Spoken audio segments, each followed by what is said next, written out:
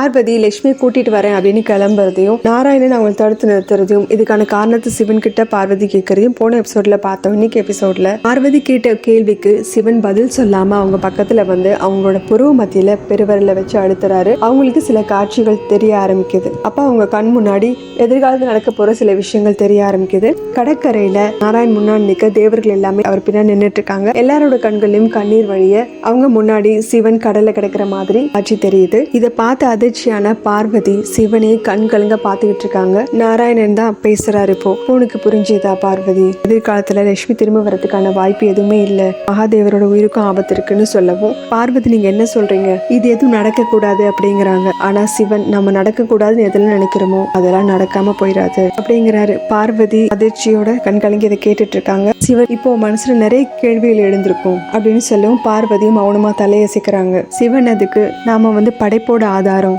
அதனால நம்மளை பத்தி நம்ம யோசிக்காம பிரபஞ்சத்தோட நலனை பத்தி தான் யோசிக்கணும் அப்படிங்கிறாரு. பார்வதி நீங்க சொல்றது எனக்கு புரிஞ்சிருச்சு, ஆனா எதை இழந்தாலும் லட்சுமி தேவியை மீட்கணும். செல்வத்தையும் அழிக்க முடியாது, சக்தியும் அழிக்க முடியாது, ரெண்டுமே காலம் சூழ்நிலையை பொறுத்து தான் மாறுது அப்படின்னு சொல்லவும் இவனும் நீ சொல்றது உண்மைதான், செல்வம் சக்தியும் சில நேரம் இல்லாம போகலாம், ஆனா அது அழிவே இல்லாதது அப்படிங்கிறாரு. பார்வதியும் லட்சுமியை கூட்டிட்டு வரதுக்கு இப்ப என்ன வழி இருக்கு அப்படின்னு கேக்குறாங்க. புத்தி கூர்மையோடு யோசிச்சோன்னா மனம்ங்கிற கடலை கடைஞ்சாகணும், அது ரொம்ப அவசியம் அப்படிங்கிறாரு. பார்வதி ஆச்சரியமா கேக்குறாங்க. ஸ்ரீதேவி கடல்ல இருந்து கூட்டிட்டு வரதுக்காக கடலையே கடையணுமா அப்படின்னு கேட்க நாராயணன் இப்ப புரிஞ்சுதா பார்வதி அப்படின்னு கேக்குறாரு. இது ரொம்ப கடினமான வேலை அப்படிங்கிற மாதிரி அவர் சொல்ல பார்வதி நம்ம மனசார எந்த முடிவு எடுத்தோம்னாலும் அது செய்யறது கடினம் கிடையாது, யோசிச்சு பார்த்தோம்னா நிச்சயமா ஒரு வழி பிறக்கும் அப்படிங்கிறாங்க. சிவன் பார்வதினு கூப்பிட்டு ஏதோ சொல்ல வர இவங்க நடந்த எல்லா பிரச்சனைக்கும் நான் தான் காரணம், நான் கொடுத்த வரத்தினால தானே இந்த மாதிரி நடந்தது, இது என்னோட கணவர் உயிருக்கு ஆபத்தாயிடுச்சு அப்படின்னு சொல்லிட்டு வருத்தத்தோட அங்க இருந்து கிளம்புறாங்க. சிவன் நாராயணன் ஒருத்தருக்கு ஒருத்தர் பாத்துக்கிறாங்க. இதோட இந்த எபிசோட் முடியுது. அடுத்த எபிசோட்ல பார்க்கலாம். சேனல் லைக் பண்ணுங்க, ஷேர் பண்ணுங்க, சப்ஸ்கிரைப் பண்ணுங்க, பெல் பட்டனையும் பிரஸ் பண்ணுங்க. தேங்க்யூ.